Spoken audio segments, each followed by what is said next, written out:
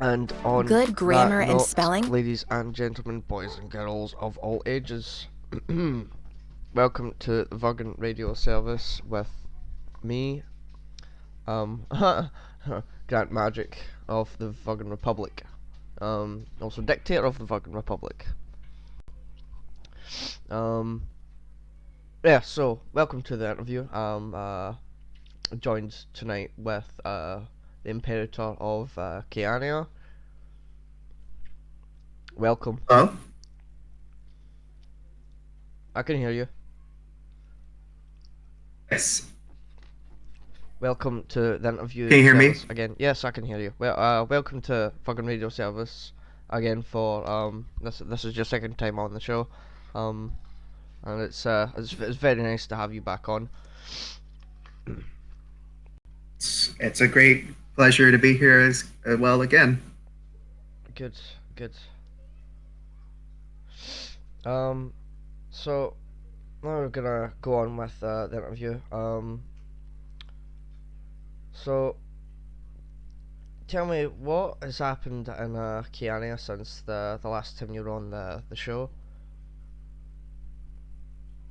Since I've been on the show last, I since declared La Paz de Cayania, which quite literally means the peace of Cayania, because we've gone through our first year as a public micronation. We've been in existence in some form or another for about 10 years, but this has been 1 year where we've actually been on Twitter, we've actually branched out and actually made a public appearance of our nation. Mm-hmm. And I've since declared that statement sort of to develop more within the nation itself, such as expanding infrastructure, getting an actual garden working, maybe get ready to export goods if possible. Tell me more about this because that's quite interesting. You talk about garden and exporting goods. So what kind of things are you growing to export? Right now, I haven't gotten anything properly growing yet, but I have packets of seeds for tomato plants, and I think I have a lettuce or something like that. I don't remember if it was lettuce or cabbage, but it's just the rudimentary vegetable plants, tomatoes. I know tomatoes are fruit, but culinary speaking, it's a vegetable. And you got jalapenos as well, but those are still just little saplings so far.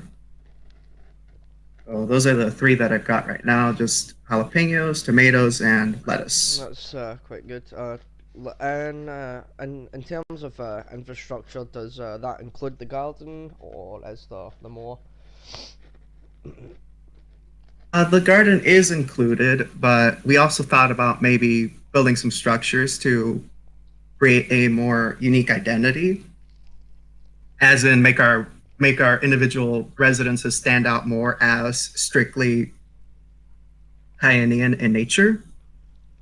Because as of right now, it's my house, a few other residences from other members, and the university grounds at the University of Arlington, which was where I attend. Mm-hmm. Just out of interest, what thing are you studying? Oh, I'm studying biology. Very good. On with the next question. So something that I never got to ask you last time, or something that I forgot to ask you last time, and something that I should have asked you last time was why did you pick the name Cayania? The island is a bit, or the name, sorry, not island. The name is kind of a fusion of two terms, not really words, but the term cayo is an older Spanish term for referring to a low-lying reef or a small island, and the ia part is usually a root that I find at the end of the country names or at the end of dominion names, referring to a land, a realm, a kingdom, a country. So putting the two together, it literally means isle land or isle lands, which refers to the rather spotty nature of our territories, because there's no one contiguous stretch of territory. It's all little spots of areas that we have formal control over. Good, good. um, hold on.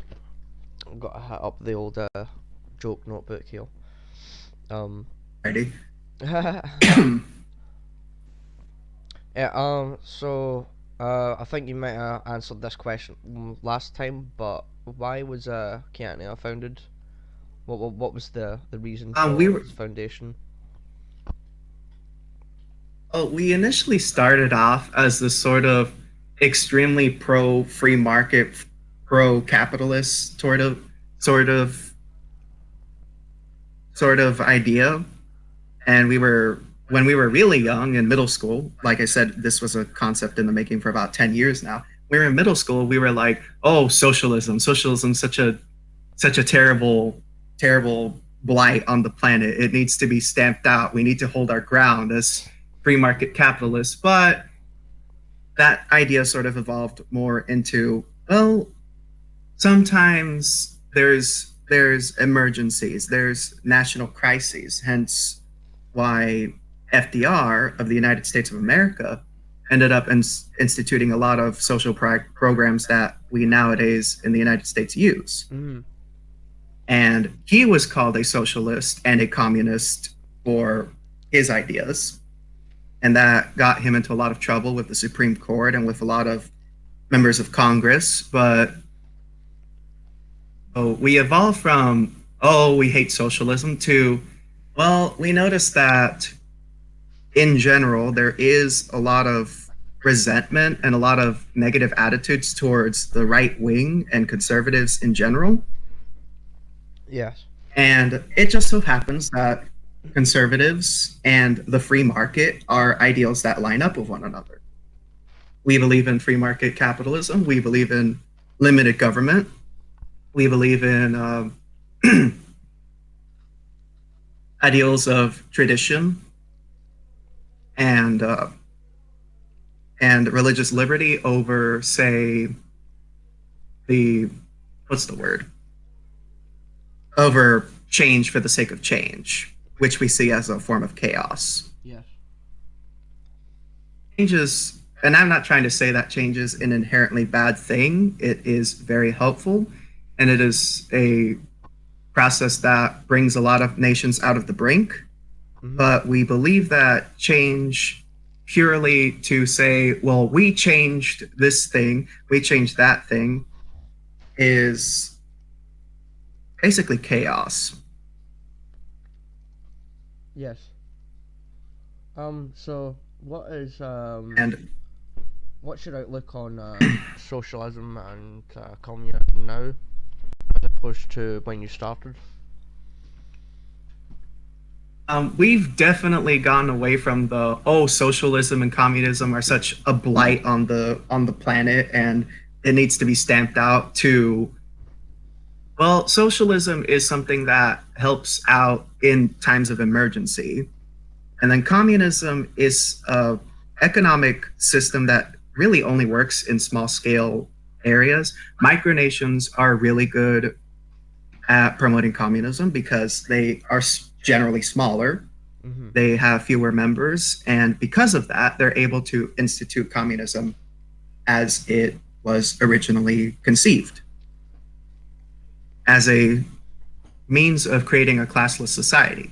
And when all of you are in the same class, well, you sort of already have that classless society going on.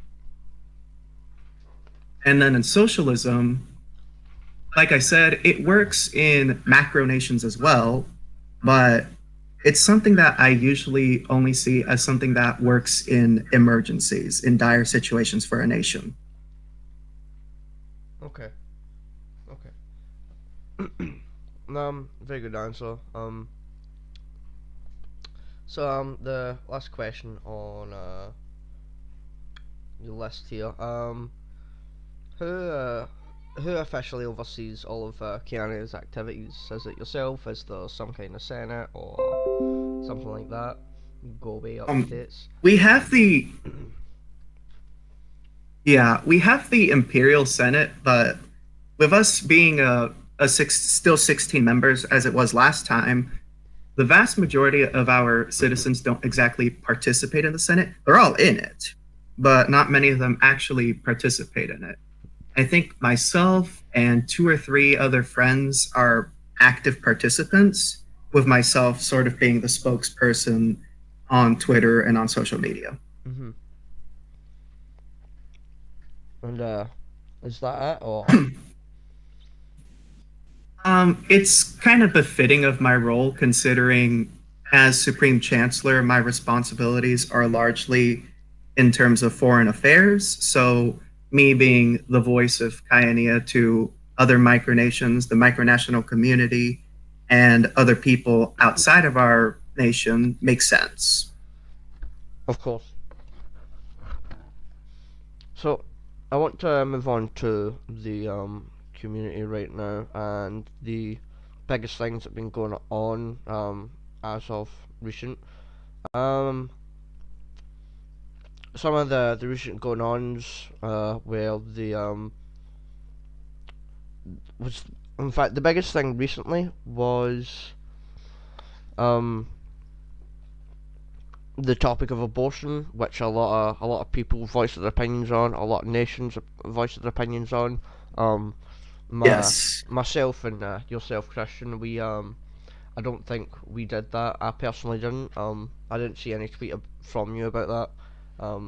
So tell me how you feel about people discussing the topic of abortion. I have engaged in the topic before on Twitter, but it's mostly been in replies myself personally, as opposed to the official stance of the entire nation of Cayania. Mhm. And my personal opinion is that abortion is something that is not something that should be just done offhand whenever you want. It should be something that is taken very seriously, something that should only be that should be exclusive to extreme and or emergency situations.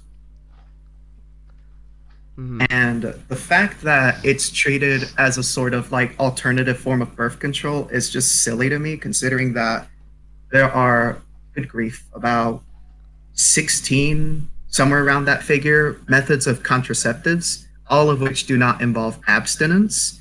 That used to be my thing.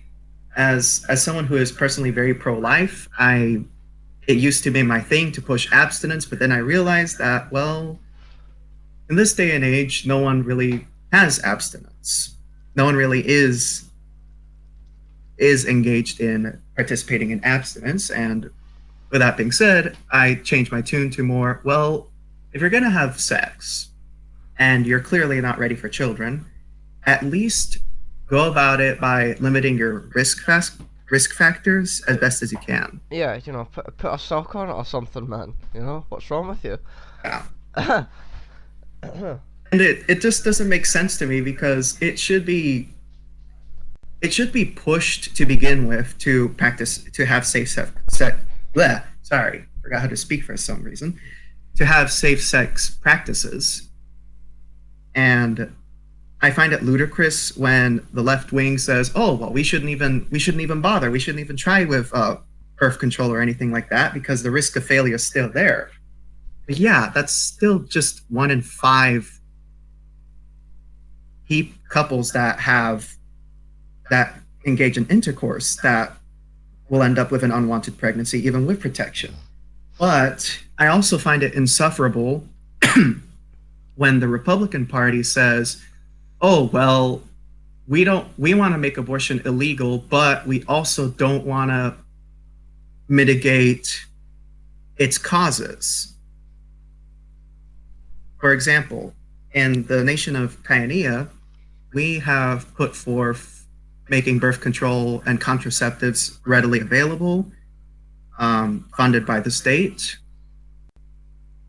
and we have pushed for creating greater awareness and um, greater sex ed Yeah, see courses yeah, that's the way it should be. that are more. You need to keep your citizens well Yeah, informed. You need to provide birth control, contraceptives, things like that, and you just need to let the population know that that these are available to them, and that they can get them for free and things like that. It's not difficult to educate a general population on the topic of birth control, um, but it should always be used as like an alternative to abortion.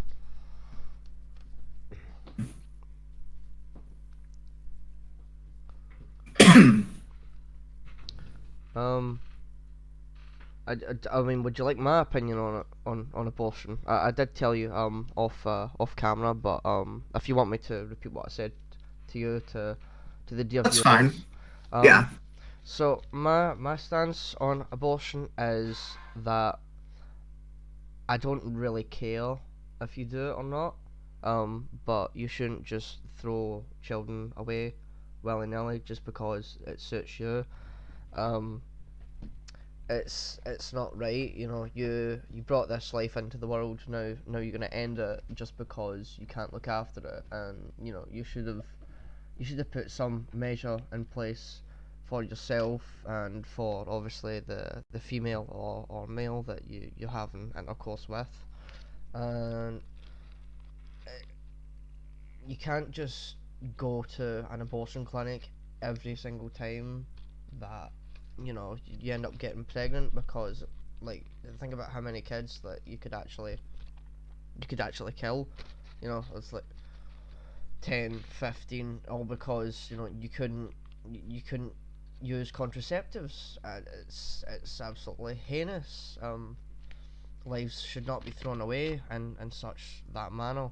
um But in short, I don't care, and if the man is an active part of the female's life when the female is going to get an abortion, he should have a say in the abortion as well.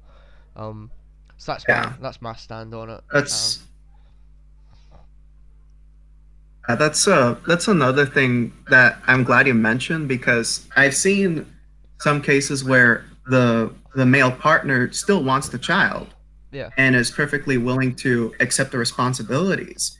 But then his female partner would say, "Well, I don't think I'm ready for this, and because you don't really have a right in anything that I do with my body, well, I'm just going to carry out an abortion." And I'm not saying that she's just being irresponsible or that she's just this wicked, horrible woman that needs to be publicly shamed left and right, but it's something that could should be considered when it comes to things such as these. It's not fair that both of them need to agree to be married, but then only one of them needs to agree with terminating a pregnancy. yeah.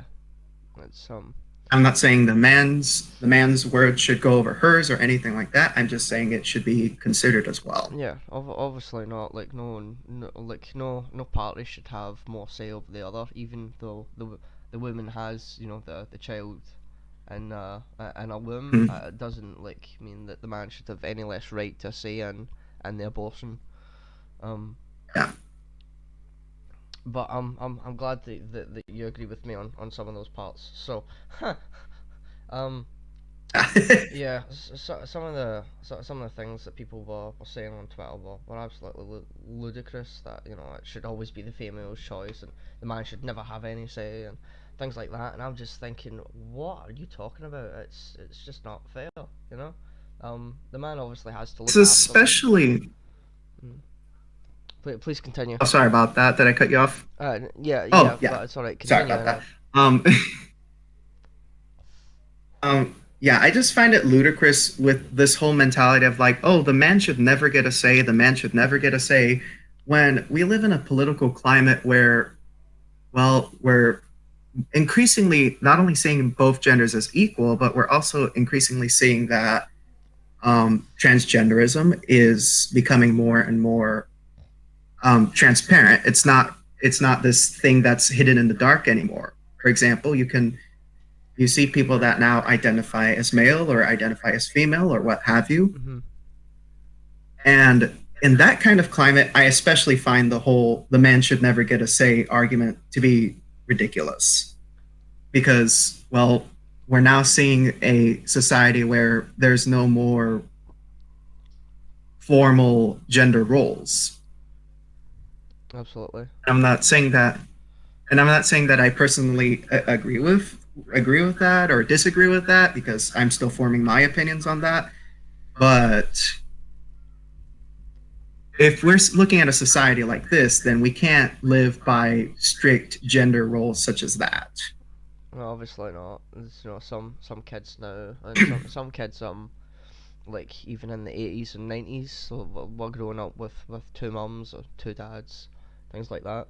Hmm. Um, transgenderism isn't really a problem. I don't view it as a problem. I don't care. Be who you want to be. It's up to you. It's not my Yeah. choice. I don't have a say in it, so I don't really care what you do. Um, but I think it is interesting that like kids do now like grow up with two mums, two dads, stuff like that, and it can really be an eye-opening experience to the child and think, oh right, okay, so there's more than just a mum and a dad to life, and I need to take in like both of these people's opinions equally. Um, Um, so returning back to the topic of abortion, um, don't be silly, wrap your willy. In short, um, yeah, I like that one. That one's a good one. Um, so so the next significant upheaval was simulationism, unprofessionalism, um, as Oy, oh as goodness. as evidenced by the fiasco that was King Owen of Cranigo and his trolling. Um, so Yes. I did have a lot of um, personal talks with Owen, and he was in the United Sovereignties, and this, that, and the next thing. When he joined, people seemed to like him, things like that, and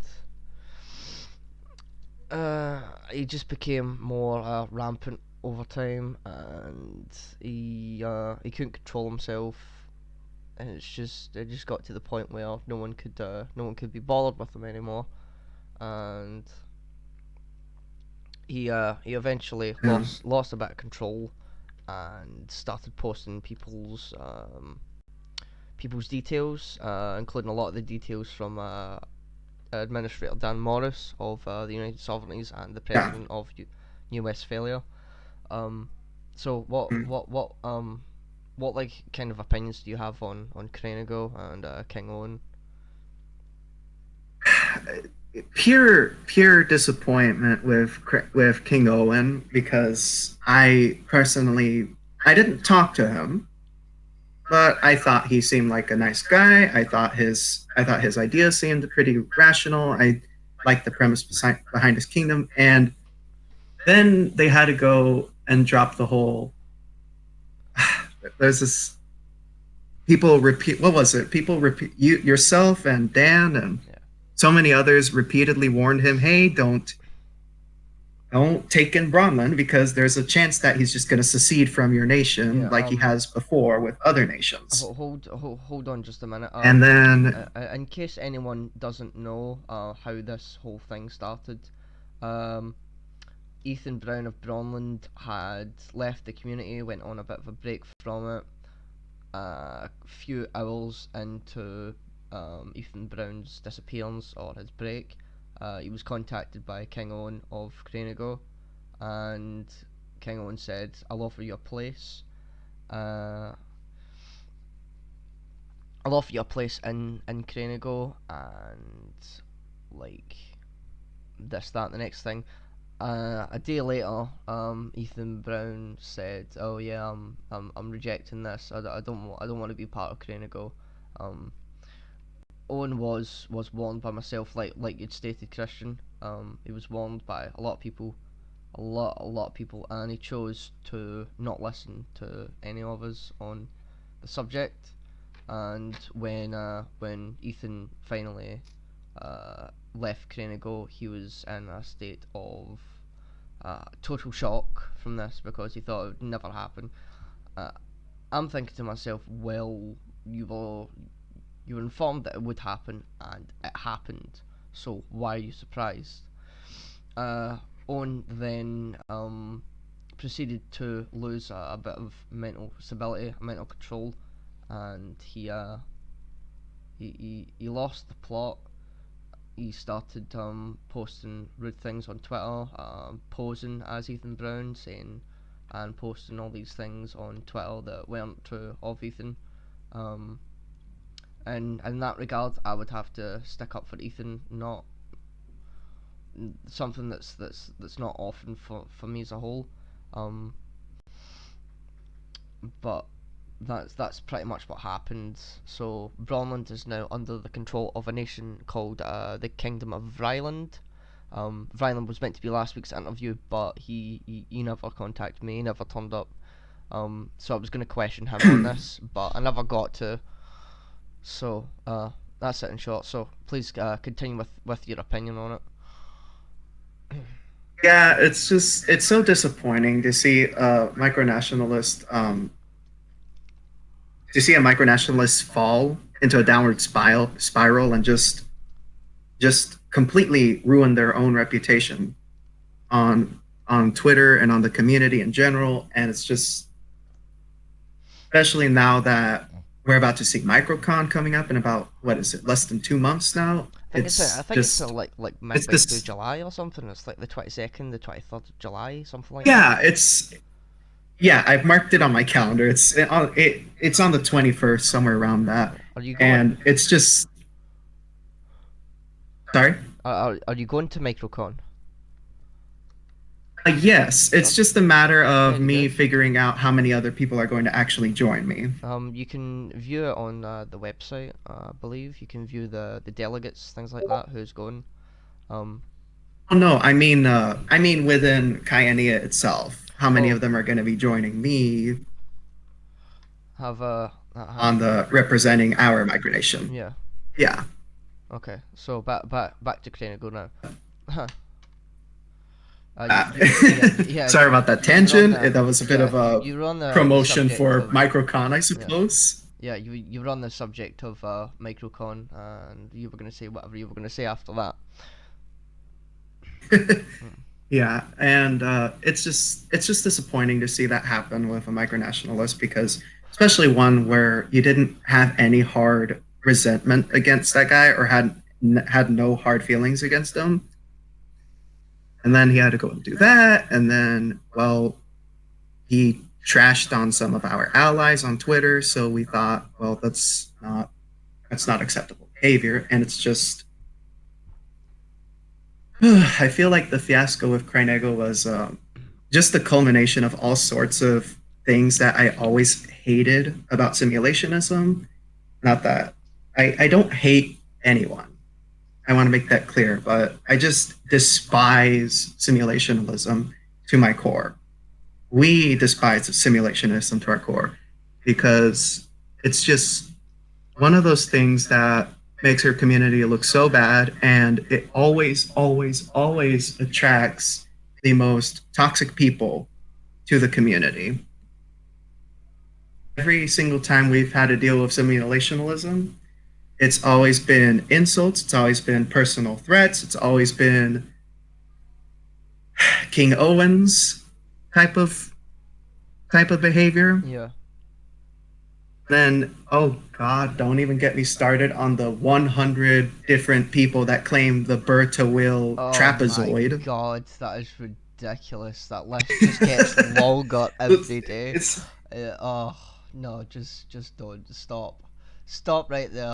Do not claim Bertowell. Okay, just don't do it. I've Don't do it. I've joked on the Twitter that we should really I've thought about doing this at Microcon, maybe having a speaker presentation where we partition Bertowil a la Berlin conference type of deal. And I thought that would be hilarious, Yeah, but I don't know if I'll actually carry it out because there's so many people that claim it, and there's so many people that will legitimately, well, not legitimately, because micronational war is not real, but they will legitimately declare a state of war if you try to plant a flag on it, even though they don't even live anywhere near it. yeah. I think that's one of the things, like nations who are like in America, or nations who are in Asia, Oceania, Europe, um, Hmm. anywhere except the Africa, North Sudan or Sudan border.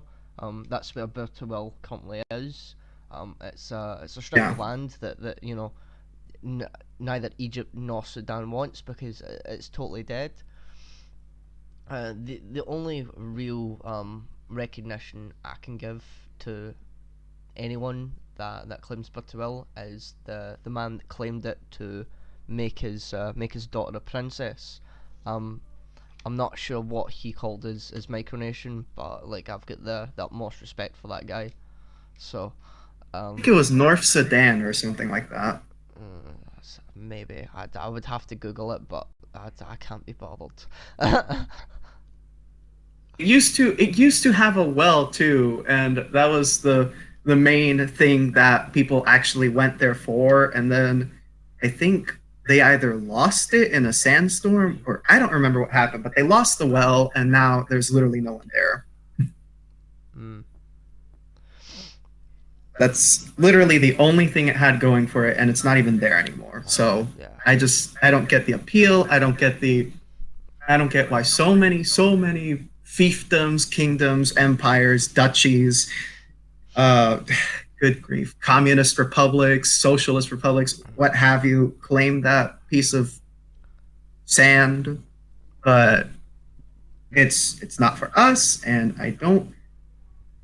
Yeah, no, I don't understand no it. one in their right mind wants it. The only appeal that it has is that neither Egypt nor Sudan wants it. Um, and that's why people are saying left, right, saying, oh, this is mine. I've got ties to this. My ancestors claimed it. Things like that, like outlandish claims. Most notably, Bandar of the recent Bandaria. Um, Yeah. of course, like the nation's changed now. I've totally forgot who, like what the nation's called, because like they changed 5 or 6 times in like the space of a week, and so I lost track. But he was Yeah. like one like a strong advocate of, and no, I claim Bertowil. Bertowil is mine. Um, and there has been nations since come out and said, oh no, actually I own Bertowil, or no, this is mine. Just stupid things like that. I think I think I'm content. I'm content with my bedroom and the various dorms and apartments that my fellow citizens live in. I think we are perfectly content with that land because it has running water, it has first world technology, and it has Wi-Fi, and it is not a dry, bare bones desert Yeah, that no one wants. yeah. Why have like hundreds of square miles of desert when you can have your bedroom? That just Yeah. makes no sense. Um,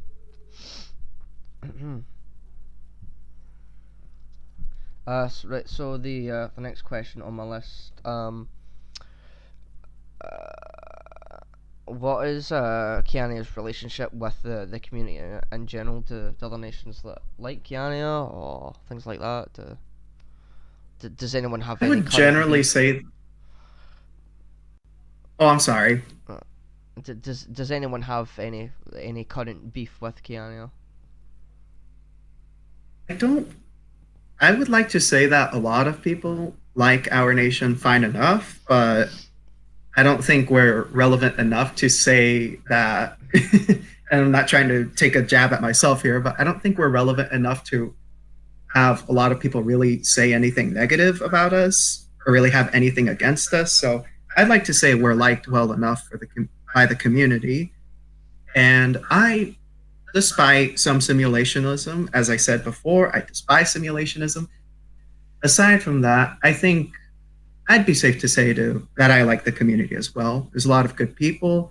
There's a lot of there's a lot of good works being done by these people. There's phenomenal phenomenal concern for worldly affairs and politics by this community, and it's full of a lot of healthy intellectual discussion that I would otherwise not have with, say, my fellow student at Arlington, the university that I go to. I'd maybe we'd have someone here or there that would try to claim that even though I'm a Hispanic, I'm somehow a neo-Nazi of some sort, despite me not having anything in favor or anything that I agree with Nazis on. Yes.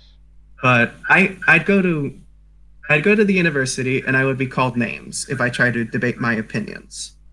But if I go on the community and I go on Twitter and I have a debate with a micronation, then it's always intellectual stuff. It's always content that actually contributes to a intelligent debate and not just ad hominem attacks left and right.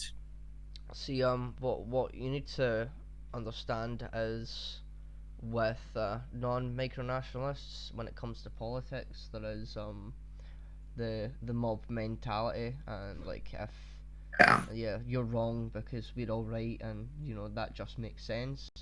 Um, like I tend to find that an individual is much smarter than a group of people.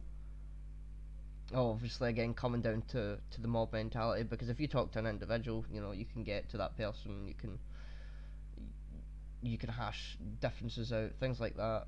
Um, but obviously, there's a group. People are gonna egg each other on. People are gonna say, "No, you're wrong. We're right." Things like that, and that's the sad truth of it. It's that the mob mentality is an existent thing. Um, as the way goes And that's the thing for I love about micronations. yeah, I'm sorry, cut out for a second there. What were you saying? as like a way goes for like micronationalism and like discussing your views in university, like just like the insult Nazi, it's just not funny anymore. It was funny, but like being called a Nazi now, it's just like, well, don't you have a better insult than you are a Nazi? Um, I I especially find it dumb, like if somebody called you a Nazi, for example. I mean, you did say what was the word? Um, hello? I'm still here. Okay, sorry about that. It's my signal going out. That's fine. Yeah, you did. You did say that you are a furry, right? Yes, yes, yes. Yeah, I especially don't get why people. I'm pretty sure, pretty 100% percent sure that Nazis would not have liked furries. No, no, no. They would not have. Pretty sure. Uh, like the subject of discussing this with non-furries is difficult. To say the least. They think it's weird. They think that I go about touching animals, things like that, and yeah, you might be laughing at home, but really, it's not that funny. Um, to be accused of touching tiddles. Um, there's yeah, Yeah, and there's a lot of outlandish claims like you go about touching cats, you go about touching dogs, things like this. Um, but no, Nazis were like a mob mentality group as well. So if Hitler was like this is wrong, then Nazis obviously would have followed on. Things like that. So that's all I have to say about that.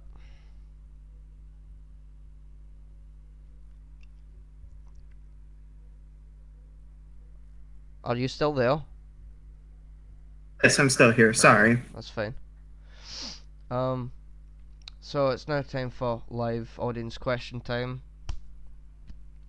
and Alrighty. we do have a question from where was it?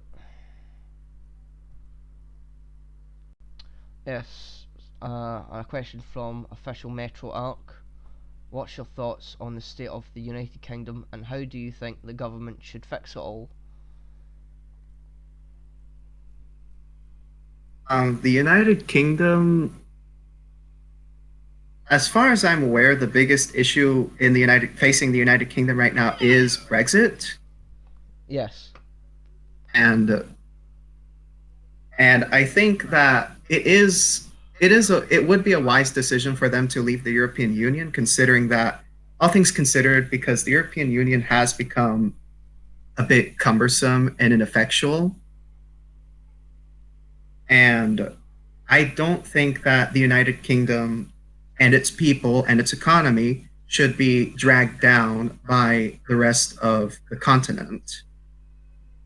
It's just it's useful to be in an alliance of multiple independent nations. It is useful. I'll give it that. But when that alliance starts to get to the point where it's so cumbersome that it's affecting your nation, then it would be wise to leave, because alliances and uh, economic blocks like that are entirely voluntary. And if the rest of Europe has a problem with it, then they're allowed to mumble and grumble all they want. But they should not, for example, oh no, you have no right. You have to stay because you signed this contract. No. Um. But as far as other concerns, Yeah. as far as other concerns in the UK, I don't have too much knowledge on the United Kingdom and its internal politics to really say much about it, as I am an American-based micronation. But I think it is wise of them to be leaving the European Union. Fair enough. Fair enough. So the next question on the list. That was the only question from live audience question time. Um, so the next question on your list that I've got. What change, if applicable, does Cayania want to see within the community? I think the main change that I want to see within the community is to see a cut down on established micronations partaking in simulationism. It's one thing if a newer micronation that doesn't understand how the community works and how micronations in general work. I understand if like a newer kid way in over his head would engage in simulationism. That's one thing. It's another thing entirely when you see fully some of these people I see are 20, 30, 30 years old, and they claim that, oh, well, I own Berta Will, or I own this piece of Pluto, or we have 200,000 people in our nation, and we have an army full of tanks and siege weapons. And it's one thing, like I said, to be new and not know any better. It's another thing when multiple members of the community frown upon this type of stuff, yet you still partake in it, like it's a game or it's some sort of thing that you can just boost your pride and your arrogance with. Yeah. Simulationism is just one of those things that leads to the other terrible things that happen in the community: unprofessionalism, trolling, spamming, all that stuff. Yeah. um, Following up on that, is there anything happening in the community that personally worries you?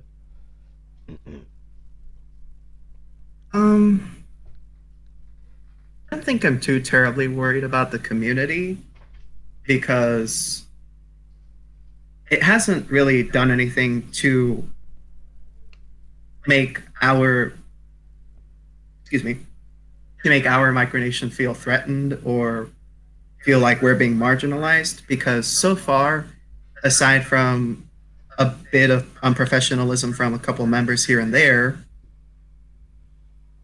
we don't really have any concerns about the community.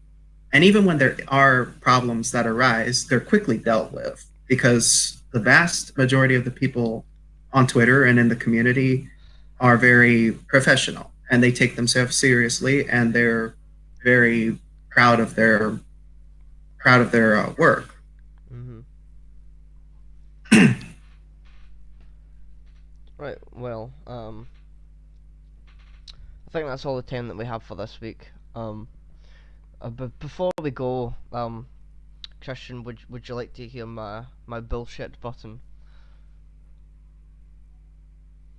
Sorry. Before we go, would you like to hear my bullshit button?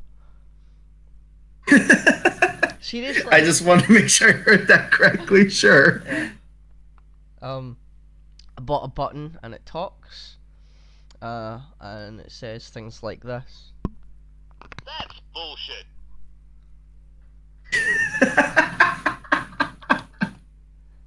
Nice. Quite proud of that. I was coming home last week from my father's and seen it in a place called Motherwell, Motherwell Town Centre. And I decided to pick it up. So, thank you, Motherwell. Made my day that me and my dad laughing like little kids in the shop because it was just that funny. Um, You got me laughing like a kid. Yeah. So I did. Um, yeah. So that's all the time that we have for this week, folks. Unfortunately. Join us next week when I believe we will have the United Isles of Calabar. I can't keep up with myself. Yeah. So next week is the United Isles of Calabar. The week after that is Mesperia, and the week after that is Haston. So stay tuned for those interviews over the next few weeks, and we will catch you next week with the United Isles of Calabar. Christian, it's been an absolute pleasure to have you on. It's been great. It's been a pleasure to be on here. Yeah. Might see you in season 3, so that would be really good, or later in season 2. But yeah, thanks everyone for watching, and we will catch you next week.